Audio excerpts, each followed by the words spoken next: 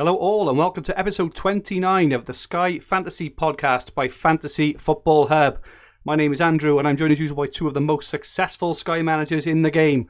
Firstly, Paul McAnulty. Paul, have you had a restful international break?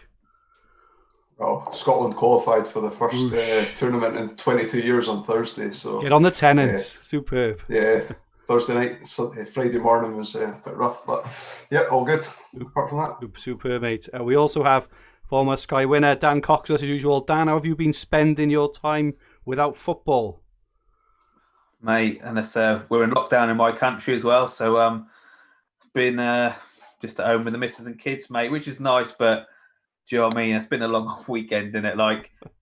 And when you're not able to check your phone to see how many passes your defenders are on and how many tackles your midfielder make, just makes it that bit longer, than I just hate international breaks. It's so boring, dull. A lot of chat in the chat already about injuries. I'm sure we'll touch on that. We've just seen that Chilwell just went off in the first half with an injured back for England. I'm not laughing at the injury. I'm laughing at the just at the situation we all seem to be finding ourselves in. As we are live, please feel free to join in the chat at any time. Let us know your thoughts on the topics. Drop the relevant sections and feel free to ask some questions for us to answer throughout and at the end. Good evening all. I probably missed a few at the top, but evening, John Maloney, Baby, Andrew Patterson, Ian Parrin said hello earlier, Paul Evans, David Rowe, Pete S, Tom Hartnell, Glenn Murray, Wilson Wynn and Brian Edmondson, and also Liam Dorrian, current Sky champion. Good evening, guys. Thank you so much for joining us as usual. For any new watchers and listeners, if you haven't subscribed just yet, please press the subscribe button in the bottom right hand corner of the screen and set the alerts so you don't miss our live streams, which are 9 p.m. every Sunday evening right here on this channel. Also, please press the like button if you enjoy our content. If everyone can please press like, gents. Ladies and gents, sorry, that would be very much appreciated. So tonight, Dan will share some ownership stats and some transfer stats. We will talk through the updated November fixtures and captaincy options. Thank you so much to Ian Parrin for updating the fixture planner on the Fantasy Football Hub website. We will look at what to do with Mo Salah. Let's hope he gets better soon. Answer some questions. Look ahead to Sky Gameweek 11 and share our plans. We'll update the podcast team and finish off with Dan's rant. So firstly, Dan, have you got some ownership stats for us? Yep. I'll start with the top 5 ins and out transfers. So this is since last Sunday, which I can't believe the amount of transfers. So since last Monday, there's been 35,000 transfers made. And that's just off FF Stuff's top 20 in players. So since last Monday, not like there hasn't been a game. Do you know what I mean? There's, why have you done it? Like I can't get my head around it. I know it's people who are inexperienced, but when I go through the ins, but like Chilwell, people have been bringing him in since Monday. He's now got a knock. Might be precautionary. Might be, but he could be out this weekend, and you've brought him in. Just wait until this Friday. Anyway, I'll cut to it. The top 5 ins since last Sunday: Vardy, 6,000 teams; Ziyech, 5,000 teams; Chilwell, 5,408. So they'll be sweating now. Kane into 4,000 and Bruno Fernandes into 4,000. The top 5 outs was Trent. He's out of 8,000. Calvert-Lewin out of 4,000. Salah out of 3,700. Helder Costa, I don't even know who that is. He's been taken out of 3,000 teams. And Kai Havertz has been taken out of 2,500 teams. So, and again, just, if you want to do these moves, have them planned and penciled and do them this Friday, Saturday, when you know a bit more. Just can't get my head around all these transfers on international break when there's so much COVID and what the injuries have been like. It's just mad, isn't it? I suppose just a piece of advice from some experienced players. If there are anyone listening, you're obviously engaged enough to be watching us live or or watching this after or listening. If you are that engaged enough to want to increase the levels of your game and increases your chance of winning, don't make transfers until normally the day and even the hour before the deadline, because you never know what might change. I know it's probably blindingly obvious to especially experienced managers. To inexperienced managers, don't touch your teams during international break, or even during the week a lot of the time, and and until you're absolutely sure that your player is starting. You've got the press conferences. Sometimes you get the actual kind of lineups themselves. So just wait as close to the deadline as you possibly can. I don't know about you two guys, but I have notifications and alarms on my phones to kind of make sure that I don't miss captaincies and this and that. I know not everyone is probably as obsessed as that, but if you're serious about doing well, and winning your mini leagues and stuff, you really need to be thinking about these sorts of things. No one disturbs me for an hour before the first kick-off on any exactly. Premier League day. Just hold the hand up like that, and it's like, absolutely. Dan, have you got some remaining transfer stats for us as well? Yeah. So this was last Wednesday's stats. So again, people probably been making moves this weekend and still. So the top 10 average remaining transfers was 5.6. The top 100 was 13.7. Top 1,000 was 21.5, and the top 5,000 was 25.2. Again, it's just I probably need to dig up last year's stats after game week 10 and stuff to see how it compares, but I can't. I'm sure top 10 wouldn't have been on 5.6 left. It's just mad, isn't it? Really, just people really been firing through them this year. So really shockingly low. All of those. There's one of the teams in the top 100 that's still got 35 transfers as well, like an open team, isn't there? So yeah. So they'll bring the average up, level up. Yeah. Well, that is. So that's mad, isn't it? That is mad, and just looking now, we're only getting 2 weeks of fixtures in advance, which is really, really hard. So we will naturally use more transfers there, right? Because you haven't got that knowledge to plan for your captain 5 or 6 weeks down the line. We don't know that kind of Friday evening game at the moment on the 4th of December, for example. It could be, it's very likely to be Brighton and Southampton. It could be Palace and someone else. We don't know, and it's really tough because if you want captains for most captaincy games at the moment, it's very, very hard. As the guys have put in the chat, so most players will have Salah. A lot of teams have got. Who else has got injured in this last week? I didn't Trent, Chilwell. Who else is there? There's been Gomez. Yeah, don't know. I don't doubt he'd have been in many. Robertson. Yeah, Robertson now as well. So there's going to be more and more. Dallas. Yeah. And even Dallas. Oh yes, but even listening last week to Liam's advice, I thought of her after, and I think he did mention it, and he said to try and have 25 transfers left at Christmas. That was what he had last year, whereby if we think about it, the season started a season later this year, isn't it, as well? So actually should probably be aiming to have a few more, really, because the season will be going on longer.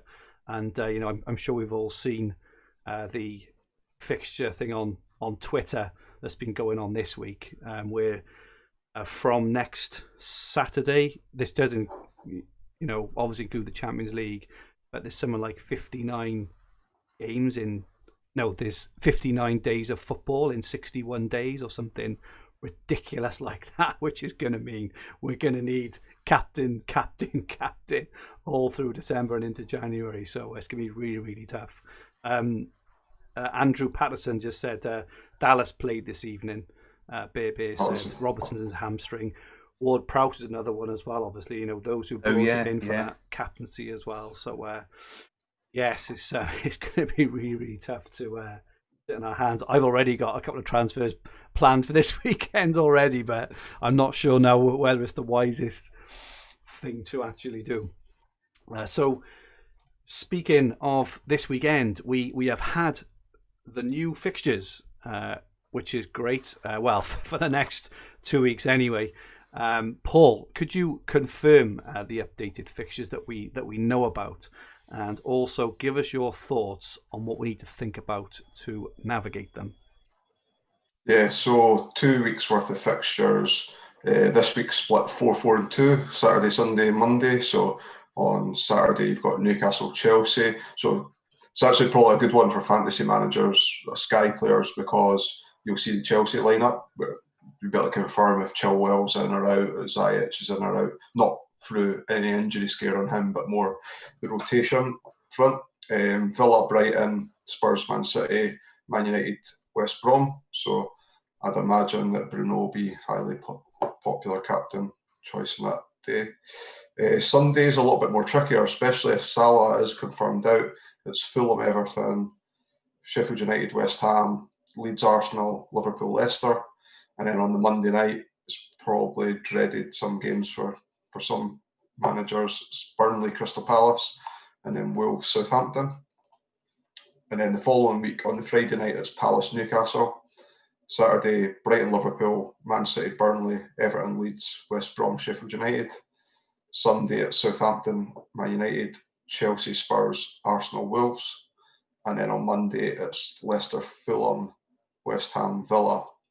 So I guess I know that you've already mentioned this, but a shout out to Ian Parham, because when I was looking at Ings replacements last game week, he had predicted that there was a good chance that both Crystal Palace games would move to single match days. So I made the Ings to Zaha move with that in mind. So it's worked out pretty well for me. And I know Zaha's quite highly owned anyway, so he'll be a popular player on those game days. But because it's a Monday-Friday game, I was actually more disappointed that the game got moved to the Monday night, because it makes it so much easier for players to jump on them. And then you get the two games, and if you want to hold them longer term, you've got West Brom the following week, or you'd be able to move them off for almost any other player, because it's only the single game against Newcastle on the Friday night the following week, so you're getting an extra game if you transfer them back out. So in terms of kind of managing that game week, then, it's probably fair to say that a Palace player is probably the best option, obviously, because they've got the Monday evening and then they've got the Friday evening. Ian Parron has also made a point as well, which is on screen now. So there's the fact that Palace visit West Brom in game week 13. I think that might be Sky game week 15, make transferring Zaha in even more viable. You can captain him twice beforehand, then move him on afterwards, with a possible Monday night football North London derby also in game week 13. There is a virtual 5-for-1 available with any Tottenham asset. So obviously Palace is the team to actually go for. You touched on Zaha then. I did have a look earlier. He's 38% owned in the top 1K. Are there any other players at all, Paul, that you would consider for your team? There'll be a few people still sitting with Guaita and goals, and Palace are traditionally a defensive team. So if I owned Guaita, I probably wouldn't go for Zaha. And then Van Aanholt, I think, was kind of who we talked about before coming on here.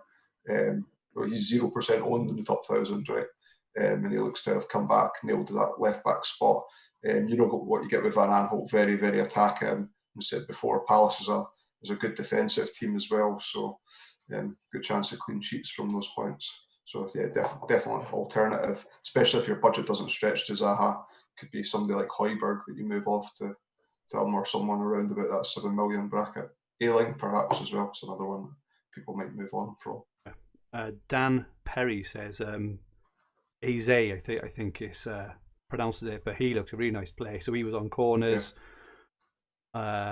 free kicks. I'm not sure of his ownership, but he could be quite a left field shout. I think the only problem with going for left field shout, if you've had quite a decent start, is Zaha's ownership, right? So if he gets a goal, some bonus, and man of the match, you'd probably be on for 20 to 24 odd points in one game, never mind the two. So, and he should be on penalties, even though Van Aanholt has taken penalties for Palace before as well, because Milivojevic, he's banned I think now for another 2 games, but he's also tested positive for COVID in a week, I think, as well. So he's definitely going to be out of action for quite a while. So how about you, Dan? I think we've left you the dregs, but is there anything else, anyone else you're considering at all?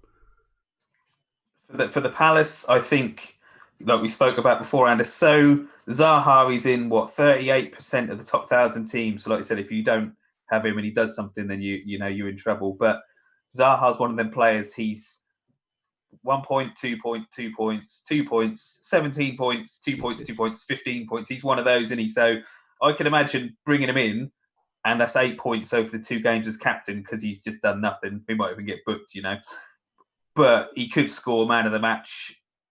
You know what he's like. So I think it's got to be Zaha really. But then I said beforehand, like Van Aanholt is probably more chance at them keeping a clean sheet, and even if they got it in one of those games, would be a bonus when it's captain, let alone both. So there's no right or wrong, is there? It's just what you fancy, and if you're in luck. So they're both good moves, aren't they? It's just which one pays off. I think the only thing I'd maybe add on, so obviously, Van Aanholt is classed as a defender and Zaha is classed as a midfielder. Just be careful with whatever move you want to make after that you don't force yourself into a formation that you can't get out of, because there are quite a lot of teams at the moment with 4 at the back. Just for an example, you could force yourself into 5 at the back, and then if you wanted to move a forward into a midfielder spot, for example, you couldn't do that then. So just bear in mind your next move after that, I think, is the only other piece of advice. And Reese, Sky FF, best captaincy cover for Palace versus Newcastle, Zaha or PV, or is it a skip? Reese, they have 2 games. They have the Monday and the Friday. So I personally wouldn't skip because it's the 2 games, and I think for all of us, just because of not only ownership, he's a really good player. He's on form. Palace are playing well. They just hammered Leeds 4-1 as well, probably on penalties. So he's probably the best option, I would say. A bit of chat about Guaita, saying that if you have Guaita, you should do nicely. No need for a double up. And Guy Wilcox says, I've got Guaita, but I don't trust him. He hasn't kept a clean sheet since the opening day. And AD Torre has already got PVA, so that's good. There's a few options. It's not going to make or break your season, right? Unless Zaha potentially scores like a hat-trick, which is fairly unlikely. But hopefully, given some people's ideas. The only other one I thought of, and I don't expect anyone to actually do this, but I know Townsend has been a bit of a bonus beast, haven't he, Paul? Is there any merit there at all, do you think? Not for me. I would rather have. I think Van Aanholt's priced roughly about the same price. I think Van Aanholt 7.9. Was it a little bit more? I thought it was lower than that. Maybe. The thing is that you could see someone wanting to hold Zaha longer term, whereas Van Aanholt and particularly Townsend, I can imagine I'd sit with itchy trigger finger if I had Townsend in my team, want to get rid of him as soon as I had him. So, indeed, good stuff. So moving on then to the second topic of the evening, and this kind of potentially directly impacts the first one we've been talking about, and it's what to do with Mo Salah. So we've kind of had the news that he's been confirmed that he's had a positive COVID test. He's probably likely, we would guess, to miss that Leicester game, even though that hasn't been confirmed yet. Apparently he's going to have another COVID test in the next 4 or 5 days. I'm assuming, I don't know, and obviously it's different as well for elite sportsmen and women. But if he gets a negative test before that Leicester game, I'm assuming he's clear to play, but I'm not sure. But that's just worth kind of mentioning as well. If he doesn't make it, we've had some questions on what to do. So we had a question off at Ratty _MUFC, what to do with Salah. Was thinking keeping myself, as I only want him back. Just interested in your opinions. Sam Sky FF, is this the time to go from Kane to Vardy? So I lumped this in with the Salah questions, obviously, because they're all related. If you make the move on Sunday 22nd, would you be happy to have Bruno as your captain instead of Kane on Sunday the 29th, or wait until Monday the 30th to make the move so you can captain Kane v Chelsea? I think we'll have to have a look into that one, Sam. And at Wilson95, what are your thoughts on who you should bring in due to Salah most likely being out? And FPL heavyweight, what to do with Salah? So Martin Beasley says, I'm sticking with Salah. It's 1 game max, and Kieran Sutton, with so many Liverpool players out of action, Vardy is looking like a strong option. So, Dan, can I come to you first on your thoughts on what to do with Mo Salah? Salah, right. Well, he annoyed me. Do you see that picture of him at that wedding? I just think, what a numpty. What are you doing on? Do you know what I mean? Salah, I'm really waiting for midweek for some more news because I don't know. I've seen some things saying Egypt aren't going to let him out of the country for 2 weeks or something, or that, there's too much speculation. I haven't heard anything concrete. So I'm going to wait for the week and, because I know it is worth thinking about what to do. But for all we know, come Wednesday or Thursday, could be like, oh no, he's had a test and he's fine and he's playing Saturday. So, do you know what I mean? I'm not planning on getting rid of him or anything.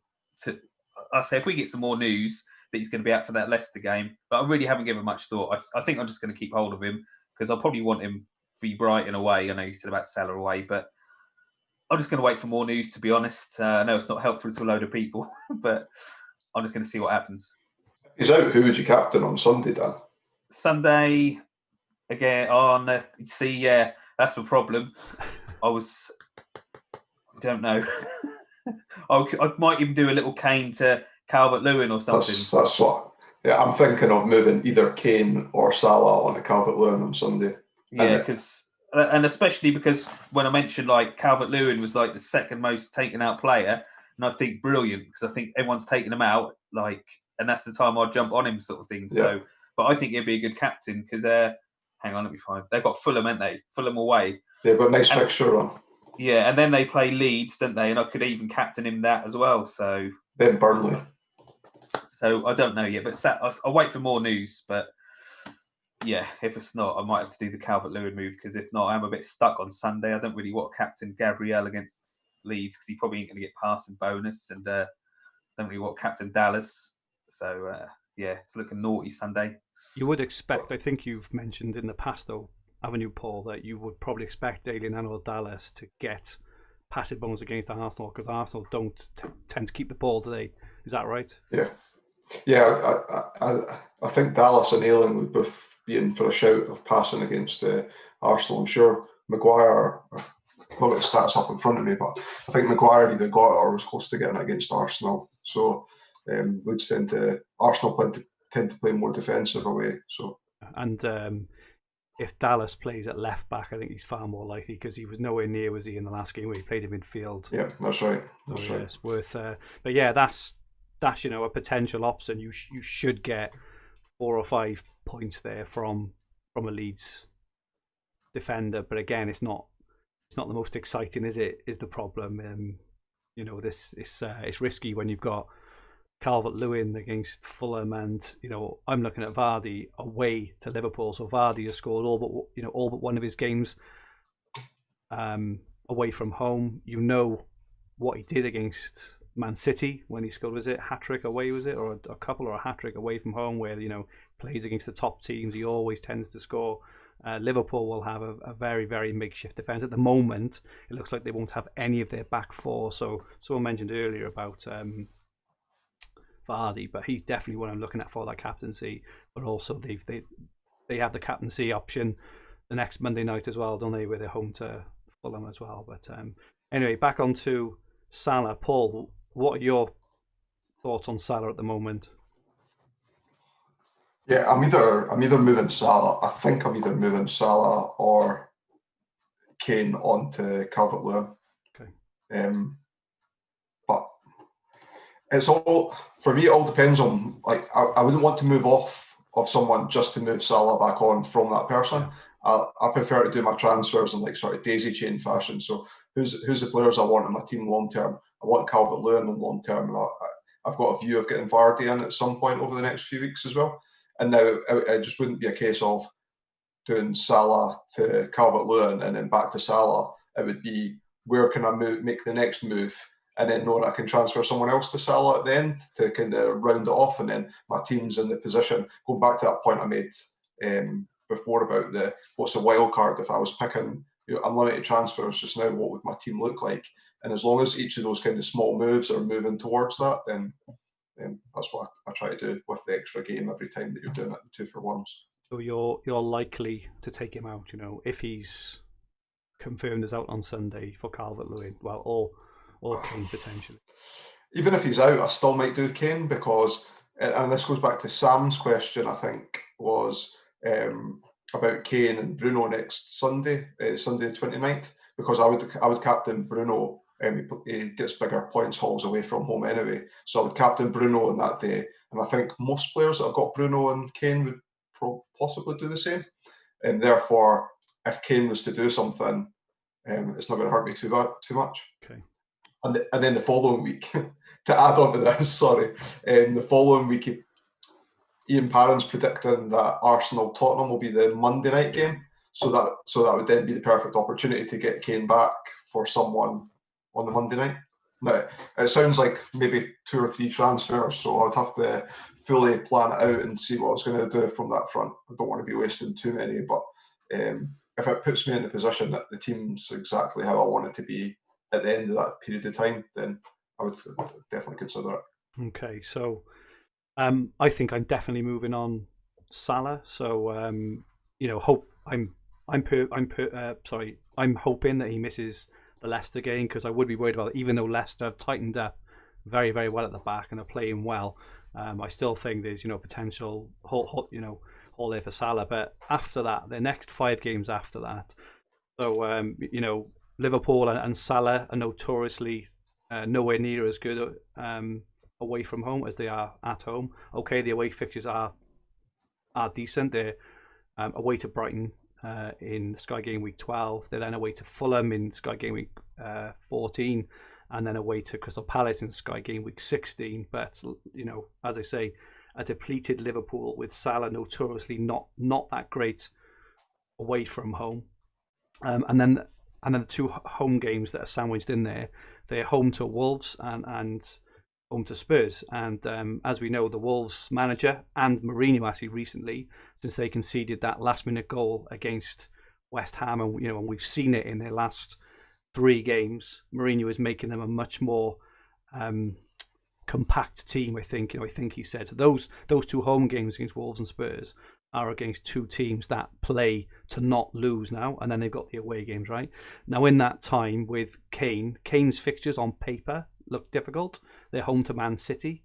They're then away to Chelsea, then they're home to Arsenal. Then they've got Palace, Liverpool, and Leicester in that time. But Spurs, at the moment, the way they're playing, Spurs find it hard to break down kind of block defences, the kind of whole 11 men behind the ball, but they don't find it hard to score against teams who come out and play.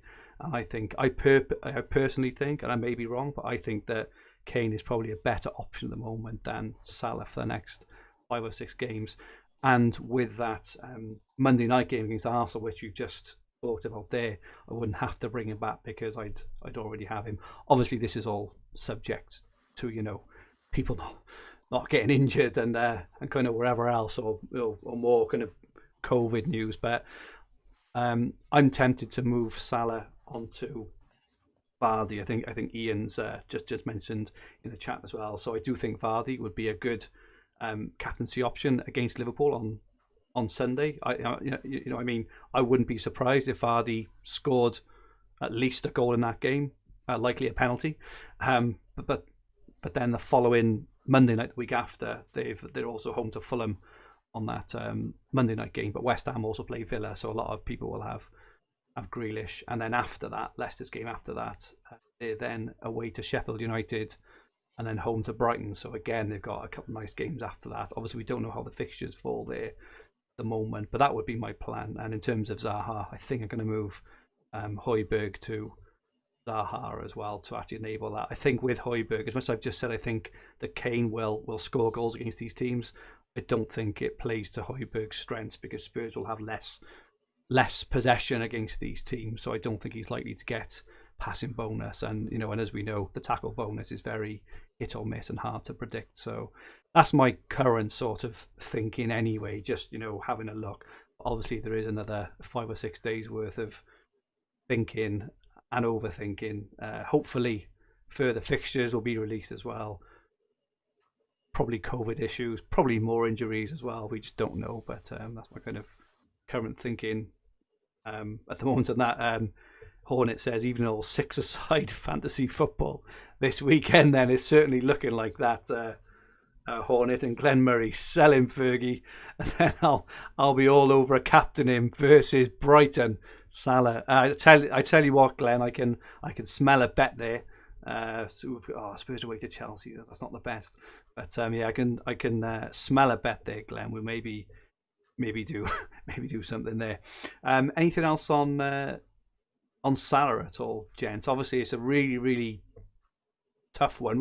What's the impact of the defence will have on Salah's impact? Because I've heard some people suggest that maybe Liverpool will just go for it because they're going to have to score more goals than the opposition. Do you think that's right? Because I personally think that the lack of Trent and potentially Robertson will massively hinder Salah's impact, actually, because they get a lot of attacks from their width. What do you think about that, Paul?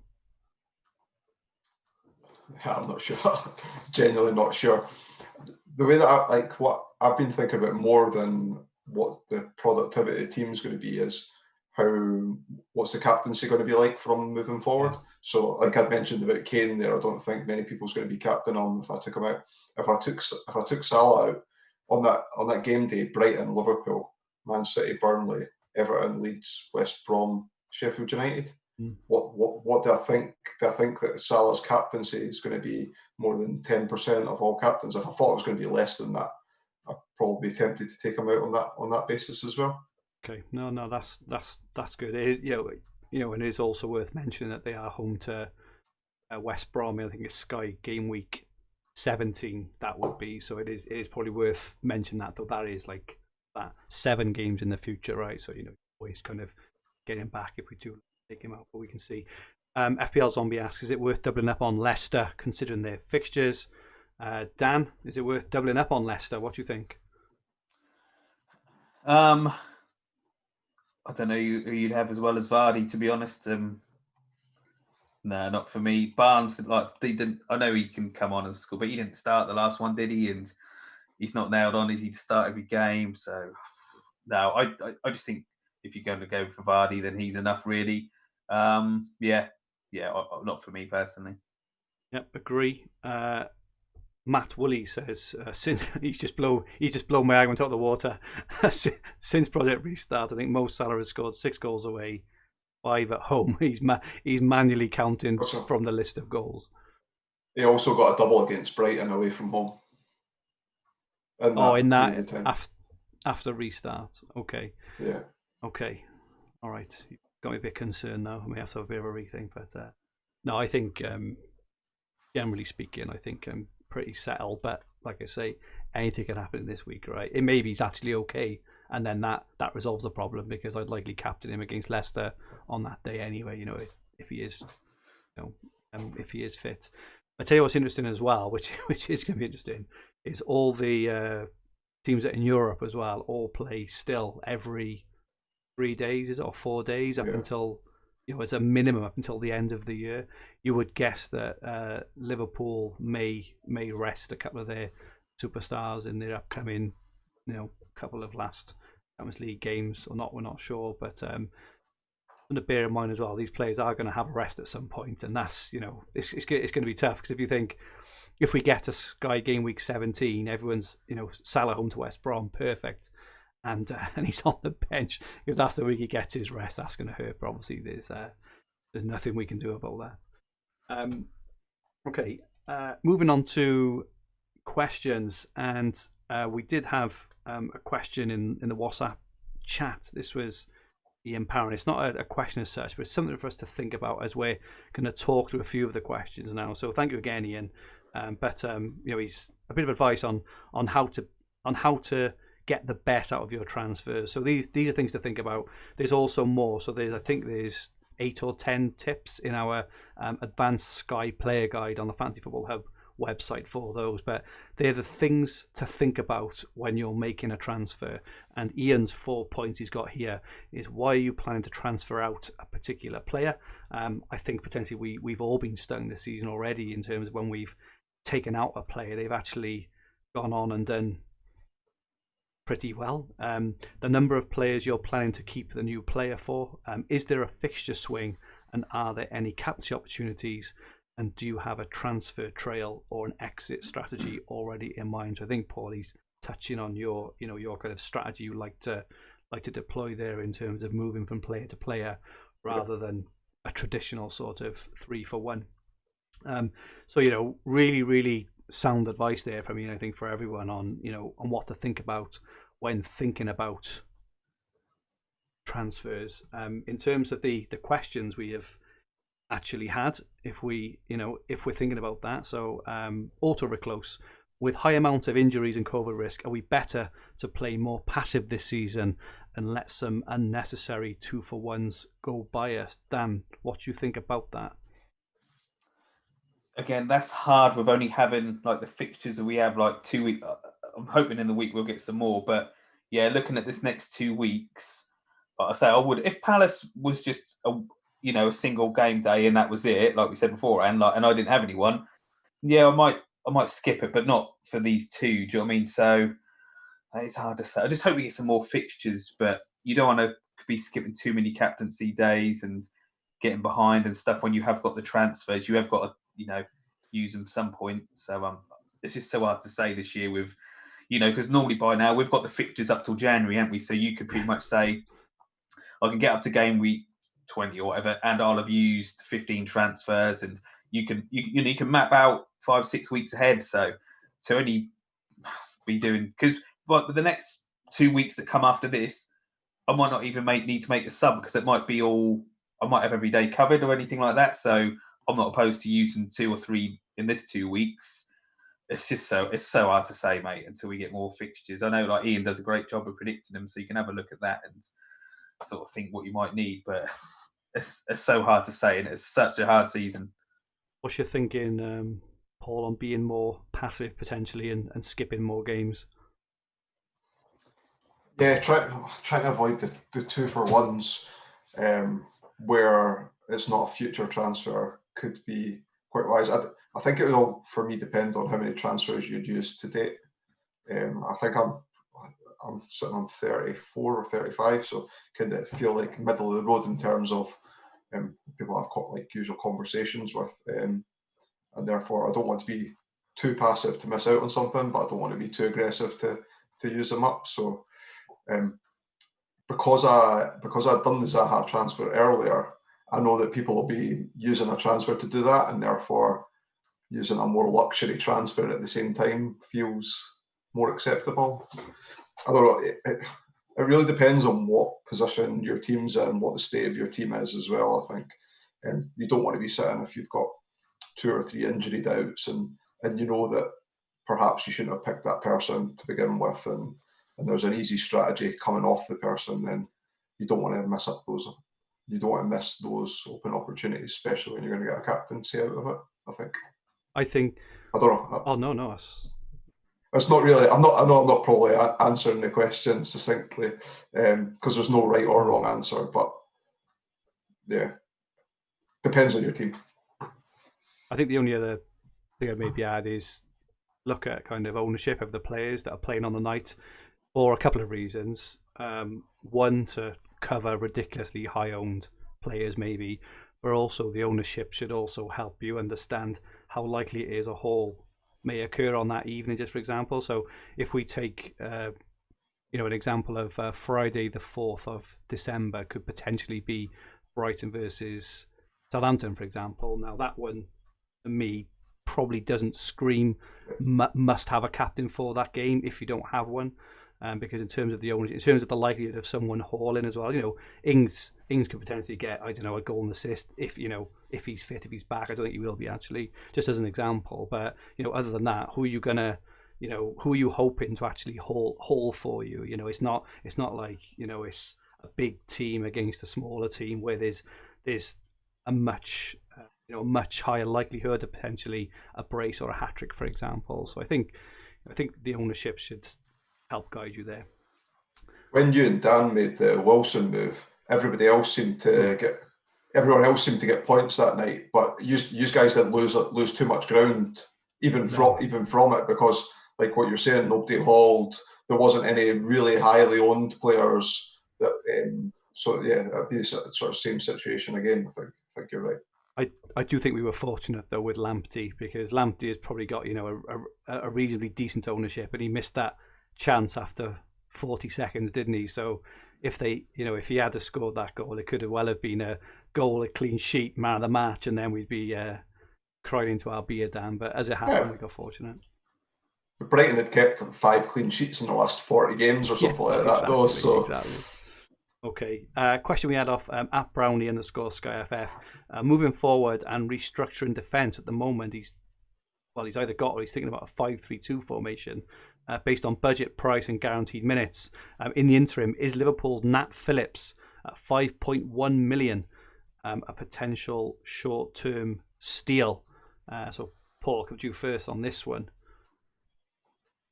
I was speaking to Dan and one of our friends in the group chat earlier on, and they said that we were talking about Nat Phillips or potential alternatives to play there, because I think he's 5.1. 5.1. And someone said, would you invest in Liverpool defence at the moment? And our friend replied saying, I wouldn't invest in Liverpool defence if they were fully fit at the moment. So I think that I really don't like that. That area, like the low fives, there's limited moves that you can make. That's why I avoided Kilman. I still think that he might get dropped or rotated pretty soon. I know that Wolves are going on a bad run and a bad run of fixtures, and you can see if they didn't keep a clean sheet in a couple of games that they could rotate Saiss back in. So if Nat Phillips then lost his place or wasn't playing for Liverpool, where would you go from there? Unless the person's nailed on, I tend to avoid that, regardless of who they play for, that price bracket. Dan, any more on that? So exactly what Paul said, but I'll add, when I had Van Dijk from the restart, and I know a lot of people had gone Robertson instead or not have gone both, and I did say on here, I was actually not pleased, but I was happy enough with it because at least I could just get rid of Van Dijk because he was injured. And I actually said on here, I'm glad I didn't have Robertson because I actually wouldn't want to have him because you don't need to take him out because he's not injured. But without Van Dijk, they're going to struggle, aren't they? So without Van Dijk, Trent, Robertson might miss a game or whatever. That's a lot of money for Liverpool defenders, isn't it? So, and with the cheap one, I know there might be 5 million and they play for Liverpool, but if us three played for Liverpool next game, you're not going to buy us, are you? Do you know what I mean? So I just, what Paul said really, they're just, who do you go to if you restructure your team? You then need to make 2 or 3 moves to get out of it. So not for me. It's just too risky. They look sort of, I don't know, injuries are mounting up and stuff. So not for me. It could pay off, but it's not something I've looked to do. I think there's also the fact that he may not even start. There's still, they've got Matip, Fabinho. Is it Reece Williams as well? I want to say they got another youngster, haven't they? He's the guy that's in the squad. He's the guy that's in the squad for the Champions League, isn't he? But Nat Phillips isn't. Yeah. So I think if you're looking to get a player in, and then when he's in the starting 11, you're cock a hoop just because he's starting, that's not the kind of player you should be aiming for. You should be aiming for nailed on players. There were talk about potentially moving Robertson to centre half as well. So. Okay. John Maloney also says Fabinho and Matip will probably be first choice centre back pairing now. I agree with that as well. President-elect Jonathan Maloney, how many Man City players to get ahead of their nice fixture run? So good question there. We've all kind of forgot it's going under the radar. Just to confirm their fixture run, so they've got Spurs this weekend, but after that they're home to Burnley, home to Fulham, away to Man United, home to West Brom, away to Southampton, home to Newcastle. What a run of games that is. Dan, what are your thoughts on Man City at the moment? So most people have got one, haven't they? De Bruyne. If you fancy it, and he's fit. Aguero, 12 goals in them 4 games. Lovely job.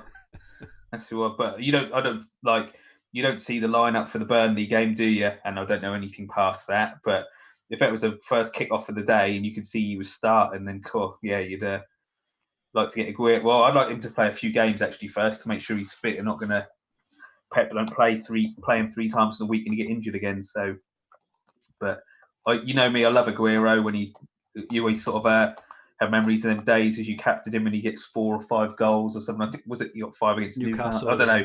You just remember you getting these hat tricks and like 4s and 5s and stuff, and that's you sort of always have that little dream in your head when you make him. You think you just see that Burnley and Fulham. You just like jokingly said, "Yeah, I'll get 12 goals in them games." You think that's just the dream in it. So Aguero would be the one for me if he was fit and you knew he was going to start. But and Man City always batter Burnley as well, don't they? I think the last 2 or 3 times they played, it's been like 5-0 or something like that. Yeah, the last time they played him, Aguero got injured. On the penalty. Yeah. And we brought him in, didn't we? He got the assist at least. Paul, Man City thoughts? I've got Diaz and De Bruyne. I won't be going anywhere else. I think if you wanted to see if Aguero was looking a lot sharper, I know that you kind of towards the end of the run, but on Wednesday, the 16th of December, City play West Brom. You'll be able to see the team sheet. It's already been announced. It's that midweek game. But then they'll be playing in the Premier League every 3 days up until that for a while, and it'll just be rotated minutes. And as much as we hate to admit it to ourselves, he's getting a bit older now as well, right? And you've got Jesus and Torres and Sterling, and now are now able to kind of play in that role as well. So I think Aguero is one where he could just as easily as hit a hat trick as just not start. So I personally think I've got Diaz and De Bruyne. Man City haven't scored more than 1 goal in their last, I think it's 5 league games now as well. So at the moment I can't see the benefit really of bringing them in. Of bringing him in. You're not going to see the game against Burnley. I wouldn't be surprised, if he gets 60, 65 minutes against Burnley, as an example. So I think at the moment, it's a bit of a wait and see. If they go ahead, if they play really well against Spurs and Burnley, potentially have a look for Fulham or, and that West Brom game, as you said, Paul. But I think we need to see a bit more from Man City at the moment because they're so expensive. And, who do you take out for Aguero, right? So we're all talking about Kane, Salah, Vardy, Calvert-Lewin, Ings, maybe even the Friday night game. Who would you take out as well, right? I don't think I've owned Sterling since he moved from a midfielder to a forward either. No, yeah, he doesn't quite fit into the structures nicely, does he? Because you want your forwards to be playing number 9 and generally on penalty as well, don't you? So yeah. And question we had off at Craig Nice: why has Ziyech got so many transfers in all of a sudden? Paul, do you want to have a stab at answering this one? Shiny new toy, maybe. New to the league, bit flashy. I think it's come with good pedigree. I know you're kind of hit and miss when you're buying from the Dutch league, but it does seem to be on set pieces now, or he was taking the majority of the set pieces the last game. I think. Sorry, mate. No, on you go. I think that's because I was looking at him earlier for my article, which I've been writing for this week. He's only started twice in the league, and he's got 11 points in both games. So if people are just going by the numbers, do you know what I mean? He's got 22 points in his last 2 games that he started. So I think that's the one. And he was talked up pre-season, when he? So now he is sort of starting. Like I said, it's just shot. He's new and he's on form. People always chase points, don't they? So he's been scoring well, so I'll bring him in. But yeah, he is a nice enough price, and he's 9.4, and he's done all right. So yeah, I don't see it as a bad move. Just going for a run of tricky fixtures, and I don't know I'd ever captain him. And I guess for that price, I'd probably want to captain him. But he might be someone that if you bring Zaha in for the 2 games, that you might move Zaha on for him. Yeah, maybe. I do think Ziyech is a really good option. I think part of the reason why he had a lot of transfers in as well, he was a natural sort of flip from Pulisic as well, because obviously Pulisic had a high ownership, and he was a natural sort of flip, and they had that really good captaincy day last Saturday, didn't they, against Sheffield United, was it, when he actually did, all in all fairness, didn't he, as well? So maybe that was part of the reason as well. Jonathan Maloney says, I think there's an argument for 3 or 4 City players. Their fixtures are that good. You'd obviously lose out on other team coverage, mind you. Well, John, I'd be very, very well. If they banged with a couple of 5-0ers, as they're more than capable of doing, you would be massively ahead of the curve there. And a bit of chat about Sterling Sterling maybe injured. I think he's just had Older one, potential, something like that. He'd probably be okay. But as Mark Daniel says, he's been a bit out of form as well. He certainly hasn't been terrorising defences the way he's done previously. But it only takes a bit of a flick of a switch for him as well. As we know, where he can do it. But I think Sterling tends to perform well personally. After a bit of a rest. If you think after Project Restart, for example, he was phenomenal. And I think he started. I want to say I might be wrong, but I think he started last season quite well. He scored a hat-trick on the opening day. So I think after a break, I think he's pretty good. But then maybe as you get a bit more into the season, like we are now, because he was pretty woeful. I think I say woeful. It's all contextual, right? By his standards, woeful. Where he sometimes looks, when he's on that kind of form, like he can score a hat-trick every game, right? But then he goes through spells where he doesn't look like he's playing like wide on the left, not really getting involved in the box and things. And sorry, you go. Concern would be rotation as well. You just mentioned all the strikers that City have got. Yeah. They're all very, very capable, and it seems like you've seen City lineups a little bit more this season. But I remember there was a spell last season where they were at 3 o'clock on a Saturday every week, and you just had no idea who was going to start for them. And if they are perceived as easy games, like we're talking Fulham at home, if that was at 3 o'clock on a Saturday, who knows what team that's going to be put out. No, fair. I also think he could miss David Silva as well, because he had a really good relationship with David Silva, kind of both of them on that left-hand side, and they haven't got anyone obviously of David Silva's class to kind of play on that side. So I think he's missing him a little bit as well. I think they used to assist each other a fair bit.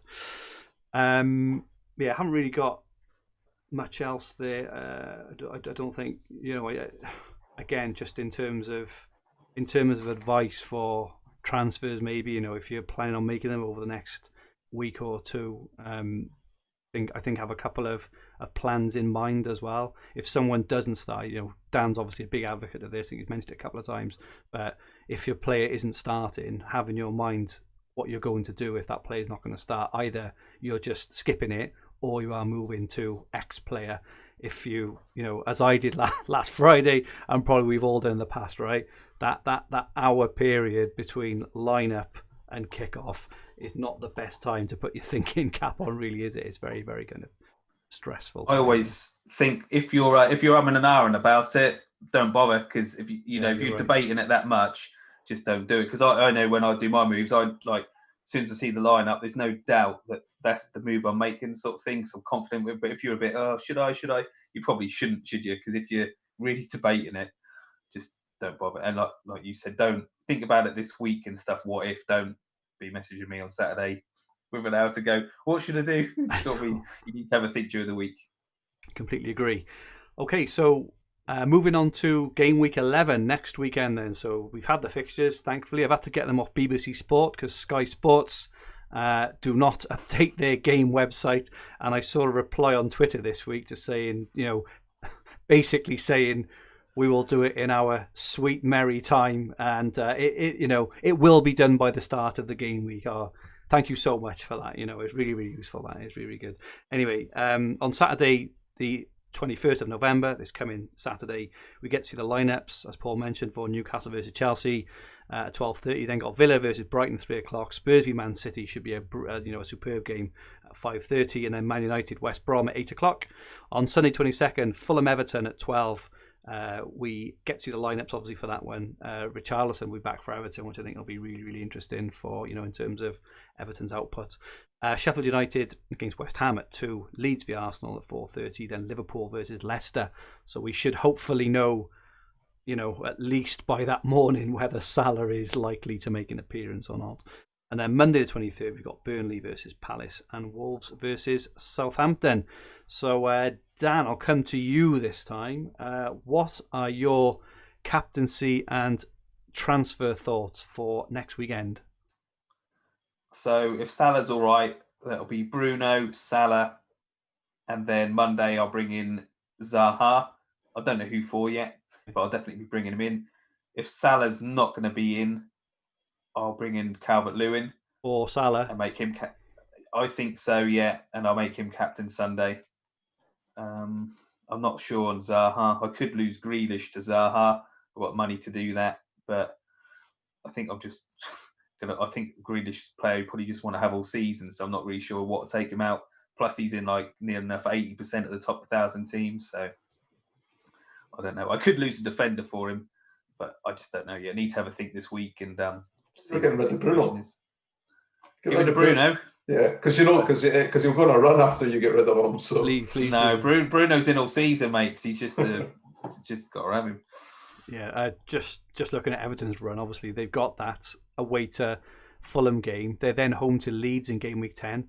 I mean, I think that's a great captaincy shout because Leeds just, even though they play really well, they just can't defend, can they? They keep conceding 4 goals, and if Everton can score 2, 3 or 4 goals against Leeds, you would guess that Calvert-Lewin would be heavily involved, and then they're away to Burnley after that as well. So 3 really nice fixtures for Everton there as well. How about yourself there, Paul? Anything different, or any other captaincy options or anything? And yeah, I'll be on Bruno. I could see Bruno tends to get his points away from home, so I could see those that are holding Werner, perhaps captaining Werner away to Newcastle. I don't know. Newcastle can always surprise you. I know they concede a lot of it. What was it? They've conceded the most chances, but they've actually conceded the least big chances in the league, or something, some crazy stat like that. I just think everybody will be on Bruno, and I think I wouldn't advise anybody not to go there. Obviously, Grealish again, another option, but and on Sunday, I'm kind of like maybe 75% sure that I'm going to bring in Calvert-Lewin for either Salah or Kane, and I would probably captain him. On the if Salah's out, and then on Monday I already own Zaha, so I'll captain Zaha on Monday. Okay. I think on the Saturday, we're all talking on the assumption, I think all 3 of us have Grealish, but if you don't have a Villa player, and they do have a captaincy requirement, I think on the following Monday, Ollie Watkins looks a potential really good option. If anyone is looking for a Villa player, Villa embark now on a really, really nice run of fixtures. So they're home to Brighton, then they're away to West Ham, then they're home to Newcastle, away to Wolves, home to Burnley, away to West Brom, home to Palace. They've got a really, really nice run of fixtures. So if you don't have a Villa attacking player, then Ollie Watkins just, could be something to have a look at. Do you want a Watkins versus Kane bet over the next 4 games? Oof! What? And you're having Kane, are you? Yeah. Why not? Yeah. We'll do that. Watkins versus Kane for the next 4 games. 4 games. So for Watkins, I get who do I get? I get Brighton, West Ham, Newcastle, and Wolves, and Kane gets City, Chelsea, Arsenal, and Palace. I do think that Kane will do well, but you know me, mate. I can't turn down a bet, so I'll have a bit of that. I've got Watkins in FPL as well, so even if he does score, I'll be cheered. I'll be cheering him on. I will likely be captaining Bruno on the Saturday. I do think Spurs Man City, I think it's quite a hard game to call, but the fact that Man City aren't scoring, I do think Spurs have got the chance to turn them over, actually, maybe 2-1 or something, and Spurs have done all right against City the last. Son in particular actually has done well against Man City the last few times they played them, including the Champions League. So I don't know. It's a really I think it's hard to predict any game at the moment, right? But I'm really looking forward to watching that game on Sunday. If Salah is out, I will probably likely go Salah to Vardy. I think that Vardy could do okay against Liverpool, but I'm also quite excited the following week, the following Monday evening. So a lot of people will probably be on Grealish, I would guess, against West Ham. But Leicester are also home to Fulham on that Monday night there as well. But I go back to what I said. I think that I'm holding Dallas and Ayling. And I've also made a decision, I think, now that I'm going to hold them for a long time because I think they score a lot of points even in the harder games, but they've got a run. So it's from Sky Gameweek 14. They should have a lot of possession. Should keep some clean sheets as well. They go West Ham, Newcastle, Man United, Burnley, West Brom. Then they're away to Spurs. Then they're home to Southampton, home to Brighton. I can see both Leeds defenders there getting a bit of joy in terms of bonuses and potentially a few clean sheets there as well. So against Arsenal, Leeds will probably, I would guess, have between 60 and 70% of the ball, I would guess, against Arsenal, because Arsenal don't tend to press. So I think they're decent options.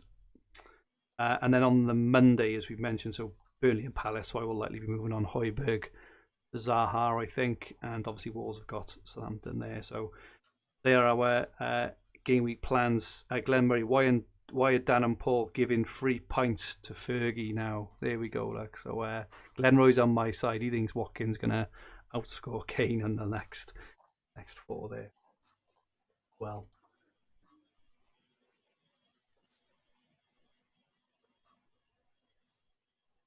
So let's quickly look at our podcast team, which is currently in 15,548th place. We have Patricio in goals. We do have Robertson, who is now orange flagged. We have Ayling and Dallas, and we did bring in Gabriel for Mopai last week, even though obviously Arsenal conceded the 3 games on his debut for the team. We held on to Antonio, it was voted by everyone to hold on to Antonio. So that could potentially pay dividends in the coming weeks. We have Grealish, we have Fernandes, and we also held on to James Rodriguez, who could be, potentially really good option for the next few games there as well. And we have Kane and Salah up front. So we will put. We've got 38 transfers left as well. So we're well ahead of the curve in terms of having transfers in mind. So myself, Paul, and Dan will put our heads together. We'll come up with a few different suggestions, and we'll put them on the Twitter chat. But I think we've got a fair bit of scope there. We don't have De Bruyne. We don't have Diaz yet. And maybe away to Spurs, it's not the time to bring them in. It's maybe the week after. But we'll certainly have a chat. But team in 15,000th place, reasonably set up, nice 4-4-2. All the big hitters for the coming games, apart from maybe obviously Zaha on Monday, looking pretty good. So we will keep everyone up to date on that, and we will put Twitter polls out. Thank you so much for everyone who votes on the Twitter polls. We have about well over 100 votes, which is really, really good for a Sky game, and we generally seem to have quite sensible outcomes as well, which is really useful. So and just to say that it is me who puts them up, and sometimes I do miss things. I get them confused with my own team. So I was talking about taking out Robertson for Gabriel, but I was quite rightly corrected by some people in there who said to take out Mopai, obviously because Mopai had already played. We've had a couple of shouts. Ian Parrin and Wilson Win. Robbo to Zaha could be the move for this Monday, so that is certainly one we'll put in the chat. And Glenn said needs a Man City player. Indeed, maybe not against Spurs away though, Glenn. So maybe we leave that for the week after. Okay, so we don't have any league updates this week, obviously. I suppose just to let everyone know that I'm still top of the podcast league between myself, Dan, and Paul. Just in case anyone's wondering, Dan, that's the only reason I'm saying it. If I was bottom, I would obviously bring it up and say the same thing. I wouldn't skim over it every single week and just scrap the feature fast and scrap the feature when I'm not top, exactly. But finally, we move on to Dan's rant. Dan, what has upset you this week? Oh, a few things. So international break, are just so depressing. It's just so dull in it. Like I said, Saturdays aren't the same about having to check your phone and see like that. I hate international breaks. Getting the fixtures 2 weeks at a time, that's no good for us. It's all right for the FPL mob, right? That doesn't really matter to them, does it? But we need the days and the times. Why can't they just get Ian Parrin on it? Because he was pretty spot on with everything he predicted, wasn't he? So Just get him to do it. He'll do it up. He'll do it up till January. Come on. So that annoys me. I know it's not our game, but Bruno Fernandes going up in FPL last night annoyed me as well because I was going to do Son to him. I could still do it, but now it's going to cost me 0.1 more. So that's annoyed me. I watched Scotland go through. Well done to Euros. First talk. I remember France '98. Remember that well. So I think, brilliant. Scotland are there. Are your mob there? Wales? They're there, aren't they? We are there, yeah. Yeah. So I think that's good. I was like, pleased for Scotland, right? But I think actually they hate us. Do you know what I mean? Whenever England lose, they love it, don't they? Everyone changed the Twitter to a Croatia flag. So I think actually bollocks. Do you know what I mean? When we play you next June, it's gonna be about 4-0 England, and hopefully Will sort us a box out at Wembley or something. Yeah. So that's annoyed me. Then hang on. And again, right, if you're gonna message me during the week, not on Saturday mornings. But I'm only going to reply to people who listen to this because people ask me questions and say, love the podcast, great listen. But then they'll ask me something which we talked about. So I'm not replying to any DMs, right, unless you message me with a password. This week's password is sausages. So if you don't put sausages, you ain't getting a reply. So if you listen to this and heard this, just put sausages, then you'll get a reply. But elsewise, you're not having one. Mine and Paul's mate Niall, just want to say get well soon. He drank a crate of alcohol-free Guinness, which has been recalled. So he's probably grown breasts and got green hair by now. But get well soon, Niall. I'm going to tell you, I had a nightmare at work, right? I work with kids. My boss always says, when new parents come in, don't be like this grumpy, miserable bastard, right? Be happy and all that, and show interest in the kids and stuff. So there's a new babies are boring, aren't they? But there's a woman with a baby, right? And I go out there and I see him sitting there. So I'm like, oh, show interest. You said this baby's name. I'll give him a name. It'll be Hunter. That wasn't his real name. So I go over, hello, buddy. All right, little fella. Go up to him. And I'm like, right, this close to him. She's only breastfeeding him, and she. I was like, oh my God. So then I'm making direct eye contact with her. I am looking here. I'm not looking there. I'm looking here. And it's just oh my God, just what a nightmare. I can see my boss thinking, oh Christ. Do you know what I mean? So if you're approaching a woman with a baby, just make sure you're aware of what's going on and all that, because you don't want to be in that situation. Do you know what I mean? Nightmare. Just make sure she's got her top on. That's right, isn't that? She had the top on, but she had this thing, things flap off and stuff. And it's I'm like, whoa, Jesus Christ. You just don't know where to look, do you? Do you know what I mean? So, just be careful. I had a bit of a fail earlier, so we came on and Paul said, had a good week. Scotland made it through, and I said, oh, Scotland, made it through. I remember when Ray Houghton scored against Italy, and talking about Ireland, I don't even know why. I just had a bit of a break. I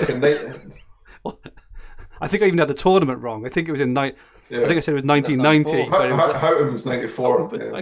Oh, Scotland! I remember Ray Houghton. Yeah, brilliant! What an absolute plug. There we go.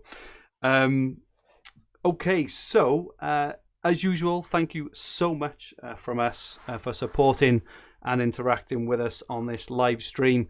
One favour, could everyone please retweet the podcast when we tweet it out later or tomorrow morning? It would be very, very useful. Thank you so much, everyone, as usual, for your support. Dan, where can people find you? Twitter, Dan Cox 82. Remember what I said, sausages. And also, because I have a few followers and stuff, if I don't follow you, let me know and I'll follow you back, because I don't automatically follow everyone who follows me, because a lot of them are FPL people and they're a bit odd. So let me know and I'll follow you back. Okay, and Paul, do you have any set criteria or passwords, anything for people getting hold of you? No, it's all good. At Paul McAnulty 1, MCANULTY. Fergie, I've actually got a request. See how Dan and I have got this bet on FPL because we think we can beat the FPL podcast team at FPL. Yeah. If we beat you, we no longer want alcohol. We want on your show. On the FPL show? We'll flip an egg. We'll have to think about that. I'm not. We're kind of well regarded, highly respected, and whatever else. Well, we won't be if we beat you. Have a couple of sky bloody. You won't be if we beat you. Well, maybe not. We will see. And maybe vice versa, because I think Adam was doing okay in Sky as well. It's not Hopkins, it's Hopcroft. Don't be disrespectful, Cox. Mind games, mate. Getting at him. Mind games, indeed. So my Twitter handle is at Fergie222, and we'll have a chat about that, about coming on the podcast, because it does get a lot of views and listens, and we don't want to kind of dampen the enthusiasm by having a couple of technicality on there. Do you think your FPL mob would be? What would they make of the Dan's rant? You'd lose all your subscribers. Would lose all subscribers. The thing is, I think your rant is very well suited to the Sky game, because mainly the Sky game are everyone's UK based, right? So they've all got a British sense of humour, I suppose. Whereas on the FPL, when it's kind of worldwide, and they may be wondering what the actual hell you are talking about, but we'll see. We'll see if Dan's rant can make an appearance potentially on the FPL podcast. But as I say, it's very highly respected, Dan. We only have kind of certain kind of people on there. We'll have to see. So anyway, it's annoyed me even more now. Wait till I see him at the meetup, mate. They won't know what's hit him. No, I'm sure they won't know. Okay, so this podcast, you throw me off my train of thought now. This podcast and video will be on the Fantasy Football Hub Sky and TFF YouTube channel, and also available in all major podcast platforms. If you like what you watch, please click the like button. Can everyone press like? We've got 76 people watching at this moment. Everyone just press like. Only takes less than half a second, so please everyone can do that. And if you haven't subscribed, please do so in the bottom right hand corner of the screen. If you do listen on the podcast version, it would be really great if you could leave us a review and some comments if you could. It really helps us in terms of getting the podcast out there more. Our handles on Twitter, Instagram and TikTok are at FFH_HQ. Our podcast Twitter handle is at FFH_Sky. So please follow and feel free to ask any questions. Our website is fantasyfootballhub.co.uk, where you will find everything you need for fantasy football all under one roof, including player comparison tools, the fixture ticker, Opta stats, top player team reveals, and much, much more. It also houses the famed FPL podcast, which Dan was just talking about, and we're also doing a Telegraph Fantasy Football podcast this week as well. Good luck to all our watchers and listeners this week coming. Very best of luck. We'll be back next Sunday evening at 9 o'clock. Looking forward to Sky Game Week 12. We will see you then. Good night all.